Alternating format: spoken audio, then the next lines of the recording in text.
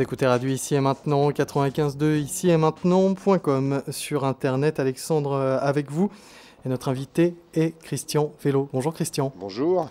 Bienvenue sur notre antenne, je suis ravi de te recevoir pour faire un point aujourd'hui sur la situation liée aux OGM en France après le coup de tonnerre de l'étude de Gilles-Éric Serralini à laquelle tu as participé. C'est pas encore terminé. Encore. On attend des nouveautés pour bientôt. Juste avant, Christian Vélo, pour ceux qui ne te connaissent pas, tu es docteur en biologie et maître de conférences en génétique moléculaire à l'Université Paris-Sud. Tu fais aussi partie du CRIGEN, de Fondation Sciences Citoyennes, donc autant dire que les OGM, tu connais bien. C'est un sujet qui t'intéresse, sur lequel tu travailles chaque jour en laboratoire, mais si je ne me trompe pas, tu as toujours milité pour des études beaucoup plus précises avant d'imaginer des cultures en plein air. Oui, bon, d'abord bonjour à toutes et à tous. Effectivement, j'aurais peut-être rectifié une petite chose. J'ai pris part à l'étude, mais en fait j'étais dans la confidence depuis le début en tant que membre du conseil scientifique du CRIGEN, donc le comité de recherche et d'information indépendante sur le génie génétique, dont Gilles-Éric Serralini est le président du conseil scientifique. Donc à ce titre, j'étais dans la confidence depuis le début. Je ne suis pas auteur à proprement dit de l'étude en question, mais je la soutiens et je suis donc j'ai suivi depuis le début. Alors effectivement, cette étude, elle a donc été publiée le 19 septembre 2012, 2012, donc oui. ça fait déjà bientôt 4 mois, plus de 4 mois. Elle a fait l'effet d'une bombe. Ça a fait l'effet d'une bombe. Alors, il faut bien voir une chose. Ce qu'il faut comprendre, c'est pourquoi cette étude a été faite d'abord. Et ça permet aussi peut-être de comprendre cet effet bombe, c'est-à-dire la réaction de lynchage qu'il y a eu vis-à-vis de Gilles-Éric Serralini, parce que je crois qu'on ne peut pas l'appeler autrement.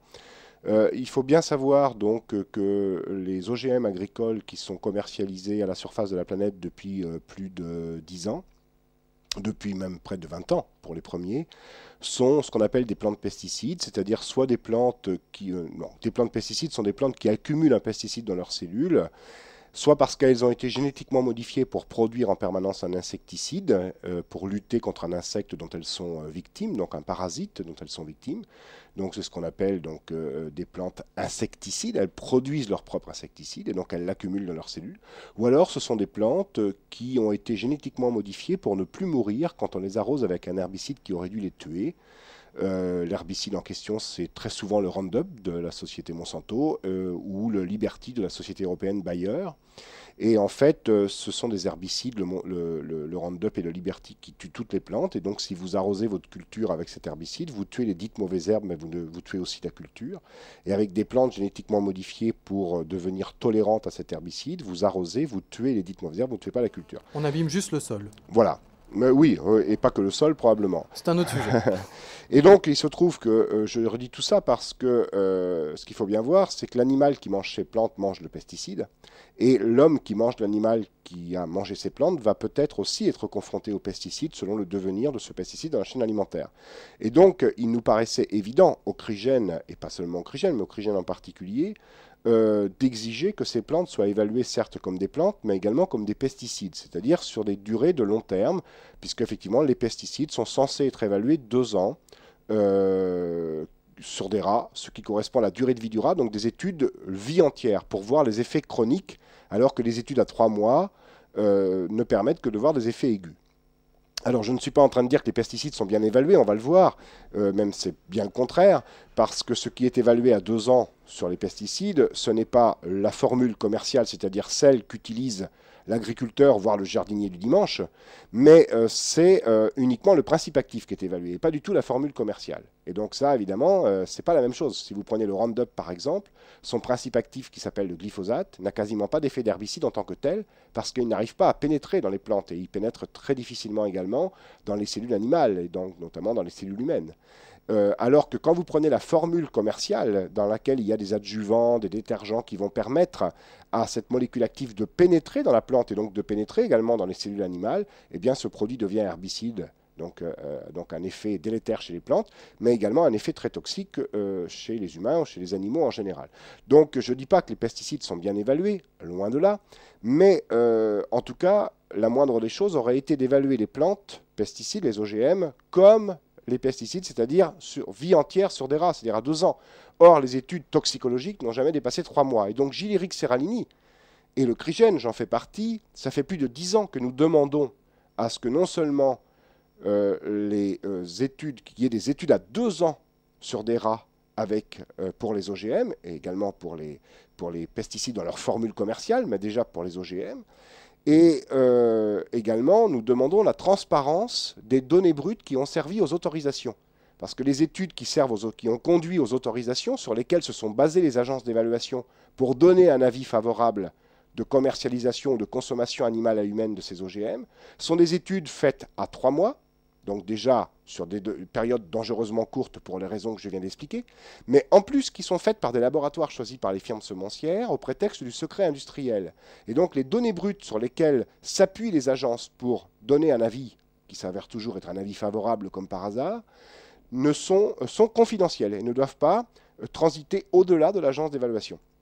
Et ça, bien sûr, ça nous a toujours paru scandaleux, parce que c'est la moindre des choses que ces données brutes soient accessibles à l'ensemble de la communauté scientifique, pour qu'il y ait un véritable débat contradictoire au sein de la communauté scientifique et vraiment jauger la valeur de ces études pour conclure ou pas à une innocuité, et également qu'elles soient disponibles à l'ensemble de la société civile, pour que, je ne sais pas moi, une association, par exemple, de défense des consommateurs, puisse saisir une organisation scientifique, une structure scientifique, pour demander une contre-expertise.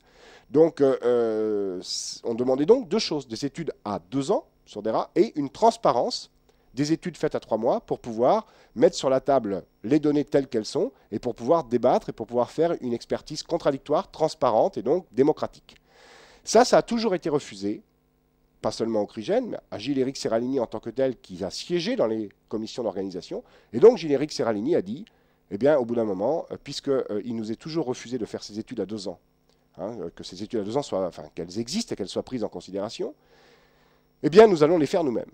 Et donc Gileric Serralini est parti avec son bâton de pèlerin pour aller chercher des sous, parce que ça ne se trouve pas sous le sabot d'un cheval, 3 millions d'euros pour faire des études sur des animaux, et des études à 2 ans. Et sur les 2 sexes. Pourquoi sur les 2 sexes? Parce que, au regard des études à 3 mois faites par les laboratoires Monsanto, pour lesquelles on n'avait pas les données brutes, mais auxquelles on a pu malgré tout accéder au prix de bataille juridique et administrative monstrueuse, on s'est rendu compte que ces données brutes qui restaient confidentielles révélaient des effets différents selon les sexes. Or, Monsanto a justement utilisé cet argument pour dire oui, on a des effets, mais comme ce n'est pas les mêmes dans les 2 sexes, c'est lié à la variabilité naturelle des races circulées, il n'y a rien à voir. Et l'Agence européenne de sécurité alimentaire a repris ces conclusions de Monsanto pour conclure à l'innocuité de ces OGM. Donc nous, évidemment, on s'est dit, si on fait les études à 2 ans, il faut les faire absolument sur les 2 sexes pour voir si on confirme ces effets différents selon les sexes et donc d'éventuels effets qu'on appelle perturbateurs endocriniens, c'est-à-dire qui agissent sur les voies hormonales sexuelles et qui, par définition, ne sont pas les mêmes dans les 2 sexes.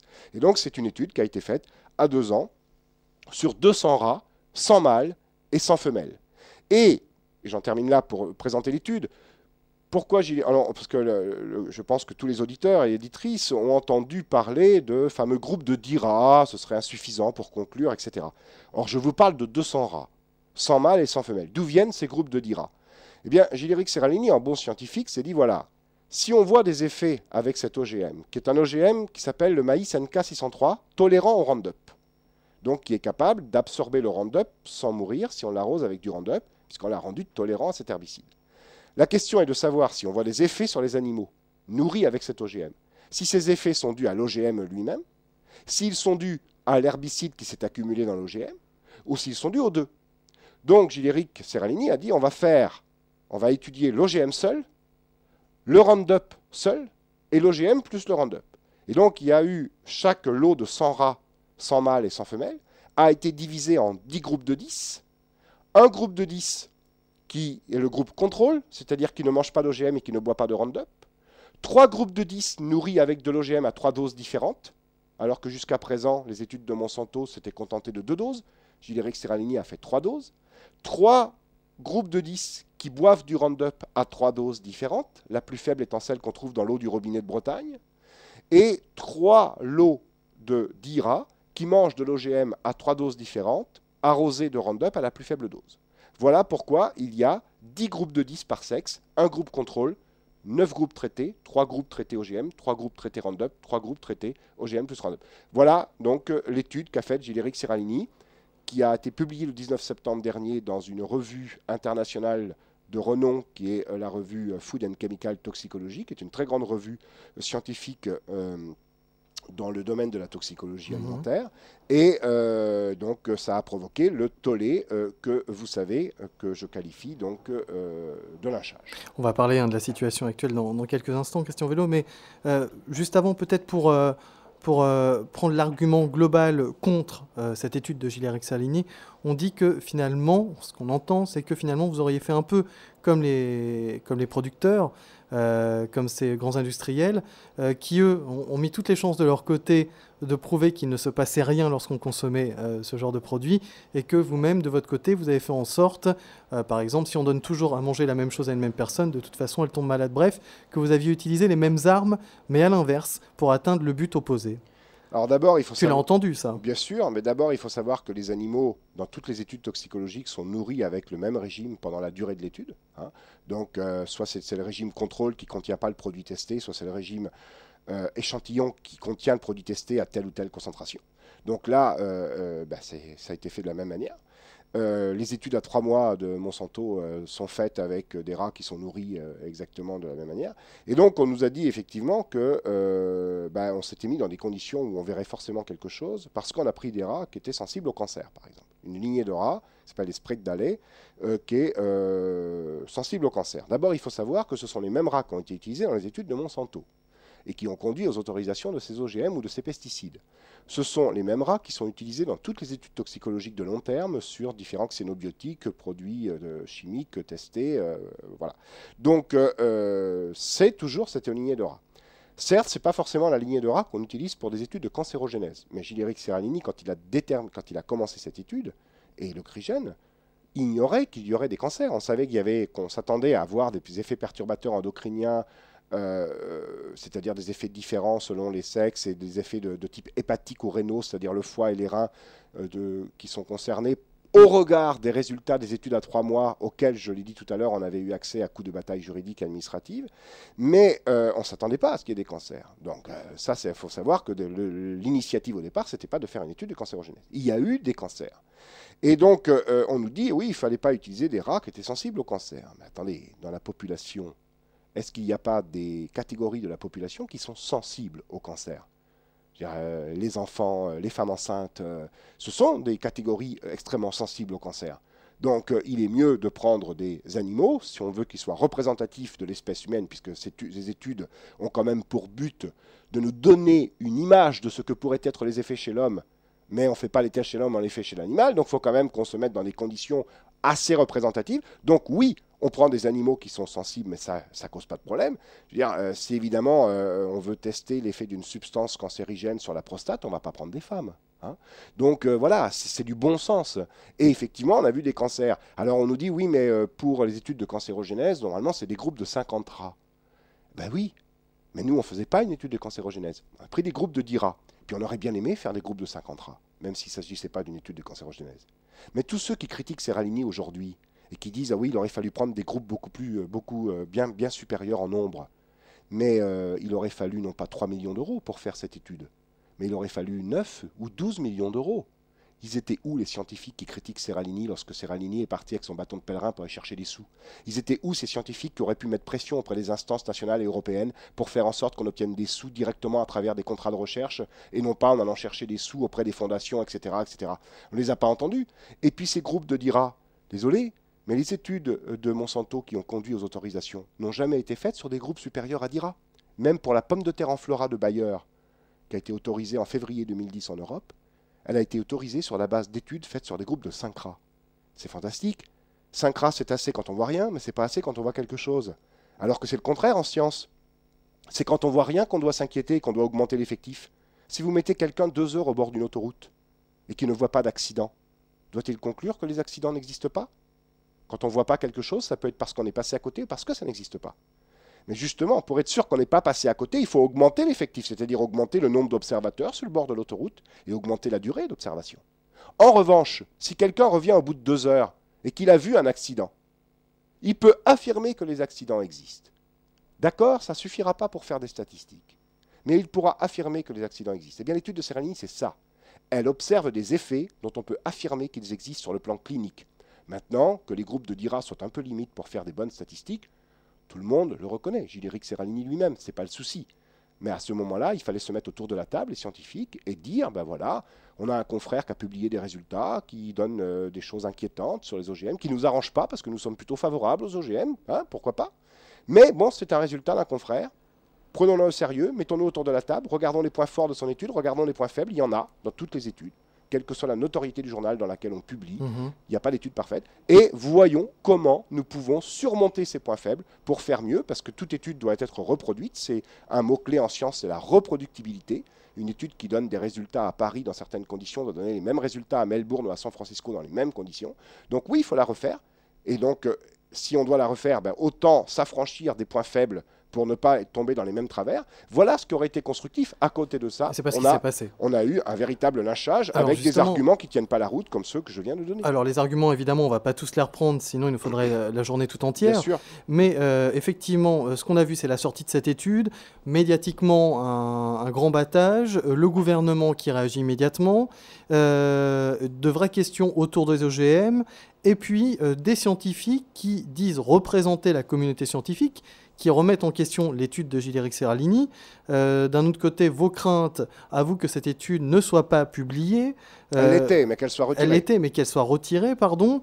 Et puis, on apprend que finalement, l'Europe estime que cette étude n'est pas valable parce qu'il y a trop de failles à l'intérieur. Et puis, on voit d'autres scientifiques prendre le parti de Gilles-Éric Seralini pour dire que cette étude est valable. Si je t'ai demandé de venir, Christian, c'est parce qu'on n'y comprend rien. Cette étude, on en est où exactement? Est-ce qu'elle est refusée? Est-ce qu'elle est retoquée? Est-ce qu'elle a certains points qui sont valables? Comment est-elle considérée par la communauté scientifique internationale et aussi par les instances dirigeantes des États? Alors d'abord, il faut savoir que ces groupes de scientifiques ou ces scientifiques isolés qui se sont proclamés représentants la communauté scientifique, c'est très prétentieux de leur part, c'est vaste la communauté scientifique, et qui ont soi-disant dézingué l'étude de Seralini, enfin ils l'ont dézingué, mais bon, quand je dis ils l'ont dézingué, dans leurs conclusions, mais leurs arguments ne tiennent pas la route, ce sont soit des experts autoproclamés, comme ceux qui ont eu le culot de dire qu'ils représentaient les académies scientifiques, alors qu'il s'agissait d'un groupuscule de quelques académiciens qui ont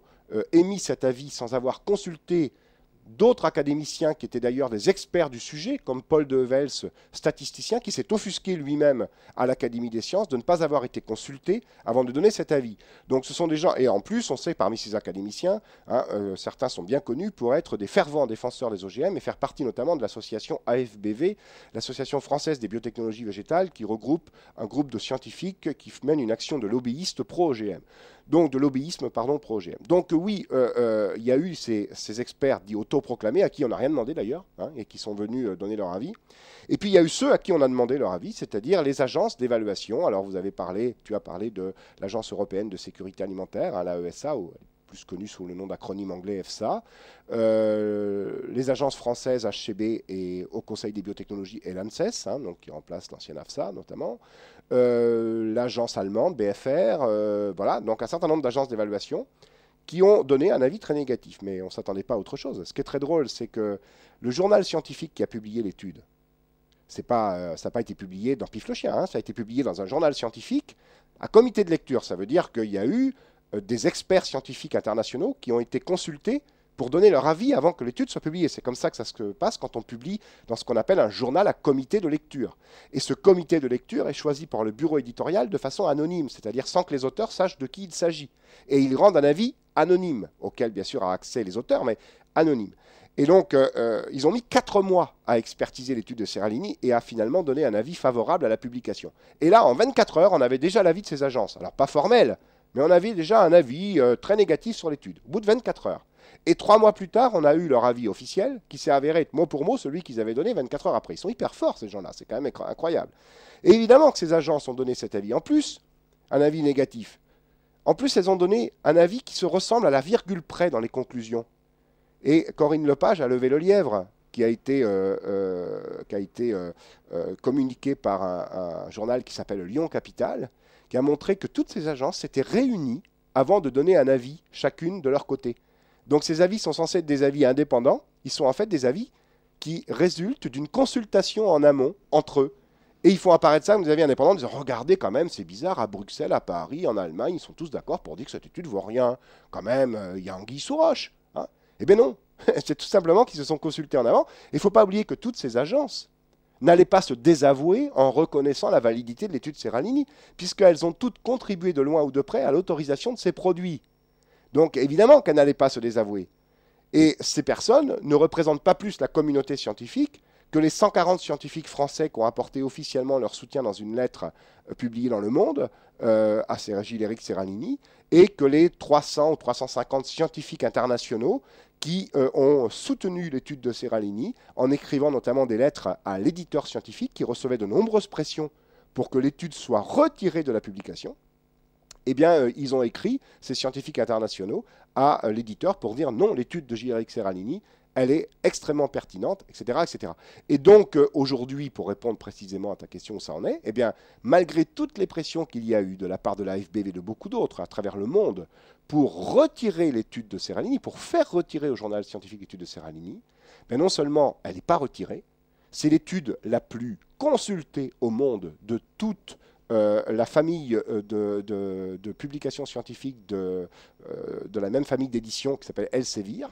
C'est l'étude la plus référencée au monde. Donc l'éditeur scientifique, bien sûr, non seulement ne l'a pas retirée, mais a publié 3 mois plus tard, c'est-à-dire fin décembre, sous forme à nouveau de publication scientifique officielle, les réponses point par point à chaque critique de Gilles-Éric Seralini et de ses auteurs. Donc l'étude est validée scientifiquement. Quand on dit qu'une étude est invalidée, ça veut dire qu'elle est retirée de la publication. Donc on a beau jeu d'entendre un certain nombre de personnes de l'ANSES, du HCB, je l'ai entendu encore il n'y a pas longtemps de la part de gens de la FBV, dire l'étude de Seralini a été invalidée par la communauté scientifique. Non, elle a été invalidée par des experts autoproclamés et des agences d'évaluation jugées parties. Elle n'a pas été invalidée du tout, elle est toujours publiée et elle tient bon la route. Mais alors du coup, si elle n'est pas invalidée, cette étude, si elle est toujours observée, travaillée, étudiée, et que dans le même temps, l'Europe, de son côté, ne la juge pas valide, qu'est-ce qu'on en fait? À quoi elle sert? Alors écoutez, elle sert à beaucoup de choses parce qu'aujourd'hui, il y a des retombées politiques extrêmement positives parce qu'il faut bien voir une chose, c'est qu'une partie de la communauté scientifique, ceux qui ont dézingué l'étude, ont reproché notamment à Gilles-Éric Seralini d'avoir une attitude, une démarche scientifiquement, une démarche scientifique qui n'était pas éthiquement acceptable parce qu'il avait énormément médiatisé son étude. Oui, les livres, le film. Ces gens-là auraient tellement voulu que ça reste dans le cercle fermé des savants qui savent et que les autres, les gueux à leurs yeux, ceux qui ne peuvent pas comprendre, les citoyens qui mangent ces produits, ne soient pas informés. Or, Gilles-Éric Seralini, quand il a su dès le 4e mois que des cancers apparaissaient dans tous les groupes traités et pas dans le groupe contrôle, alors que toutes les études officielles s'arrêtent à 3 mois, il savait que ça ferait une bombe. Et donc, bien sûr, il a dit, il ne faut pas simplement publier nos résultats pour les publier, il faut que ça change quelque chose en termes de réglementation. Et donc, il a fallu choisir une stratégie de communication qui va au-delà de la simple publication scientifique pour pouvoir faire en sorte que toute la société civile, les associations, les ONG s'en emparent et mettent la pression auprès des politiques. Et c'est ce qui s'est passé. Il y a eu notamment 130 ONG qui se sont saisis des résultats de Seralini pour dire « Nous demandons la transparence des études qui ont conduit aux autorisations de ces OGM et de ces pesticides. » Donc ça pèse. Et aujourd'hui, eh bien, tu dis que l'agence d'évaluation européenne, quand tu dis l'Europe, ce n'est pas l'Europe, c'est l'agence d'évaluation européenne, l'EFSA, qui a discrédité l'étude, mais elle a été désavouée par la Commission européenne, la Direction générale à la santé, donc la Commission européenne en charge de la santé, a désavoué l'EFSA en disant qu'il était nécessaire désormais de faire des études à 2 ans sur les rats. Ce n'est pas encore officiel, mais ils ont manifesté la reconnaissance de la nécessité de faire des études à 2 ans. Pour ce qui est de la France, le HCB et l'ANSES, qui ont été mandatés par le gouvernement français pour évaluer l'étude de Seralini, de la même manière, ils n'ont pas voulu se désavouer. Mais bizarrement, ils disent l'étude de Seralini ne vaut rien, mais quand même, c'est la première fois qu'il y a des études à long terme comme ça. Il faudrait faire désormais de nouvelles études à long terme. Donc oui, ils ne veulent pas se désavouer, mais ils savent très bien que Seralini a peut-être raison.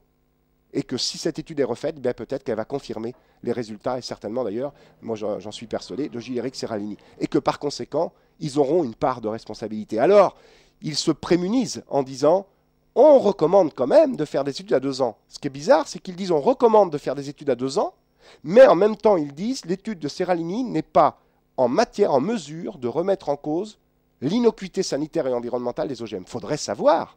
Donc non, ça bouge. Ça bouge parce que, mine de rien, beaucoup d'instances nationales et des instances européennes reconnaissent aujourd'hui la nécessité de faire des études à 2 ans. Et l'Agence européenne de sécurité alimentaire, qui avait toujours refusé de communiquer les données brutes qui ont servi à autoriser cet OGM, les a enfin communiquées. Alors, on n'a pas encore gagné, elle les a communiquées sous forme d'un fichier PDF, c'est-à-dire un fichier figé informatiquement qui n'est pas exploitable sur le plan statistique. Donc, ça ne donne pas grand-chose pour le moment. Mais la pression continue pour qu'ils lâchent les données sous forme d'un fichier exploitable statistiquement. Donc, les choses changent, les choses bougent. Donc oui, l'étude de Gilles-Éric Serralini a des retombées extrêmement positives en termes de régulation, de régulation c'est le terme anglais, en termes de réglementation, de changement des réglementations et de changement des lignes directrices de l'évaluation. Donc ça, c'est extrêmement positif. Une dernière question, Christian Bello. On a bien compris que ce qui avait amené justement ce rapport, c'est que maintenant, on allait peut-être faire plus attention, débloquer de l'argent pour faire des études plus longues. Donc ça, c'est la bonne nouvelle, mais on va attendre pour se satisfaire de tout cela. Juste une dernière question, Christian Bello. Est-ce que l'État français, donc celui de Gilles-Éric Serralini, l'a soutenu ou le soutient maintenant? Est-ce qu'on sent quand même une vraie écoute de la part du gouvernement, ou est-il tout seul? Je pense que le gouvernement n'a pas été insensible à cette étude de Serralini. Je pense que certains membres du gouvernement ne sont pas dupes non plus sur les conclusions d'un certain nombre d'agences qui sont parfaitement jugées parties, ils le savent.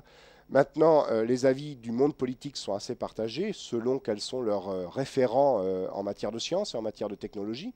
Mais on a vu notre ministre de l'Agriculture, M. Le Foll, qui a pris quand même des dispositions en tout cas très encourageantes et responsables de la point de vue de la politique, il faut le reconnaître. On est suffisamment critique quand les politiques ne font pas leur boulot.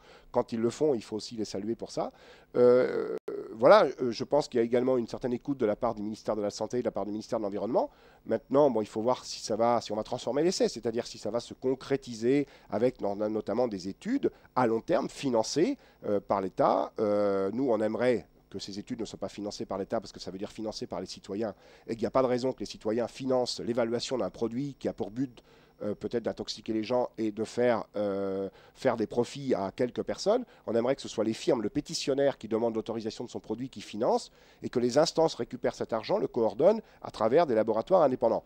Bon, là, ce serait la situation idéale. En attendant, je pense que le gouvernement est prêt, en tout cas sur quelques OGM autorisés aujourd'hui, auxquels on est confronté parce qu'ils arrivent, par exemple, dans l'alimentation animale en Europe, même s'ils ne sont pas cultivés sur le territoire européen, eh bien, soit disposé à faire des études de 2 ans. Maintenant, voilà, on attend que ça se concrétise, mais il y a quand même un certain nombre d'espoirs. C'est une vraie fracture qui s'est ouverte quand même en France dans le milieu scientifique. Je pense entre 2 types de visions différentes de la science. Je pense qu'il y a eu, en termes d'évaluation des technologies et de leurs produits, il y aura l'avant Serralini et l'après Serralini. Et puis surtout sur une vision ancienne peut-être de la recherche scientifique et une vision nouvelle. Absolument. Merci beaucoup, Christian Vello. Merci, Alexandre. Vous êtes à l'écoute de Radio Ici et Maintenant. Alexandre avec vous aujourd'hui, c'était Christian Vello à l'instant, qui a bien voulu nous faire très gentiment un point sur la situation des OGM en France aujourd'hui, en février 2013.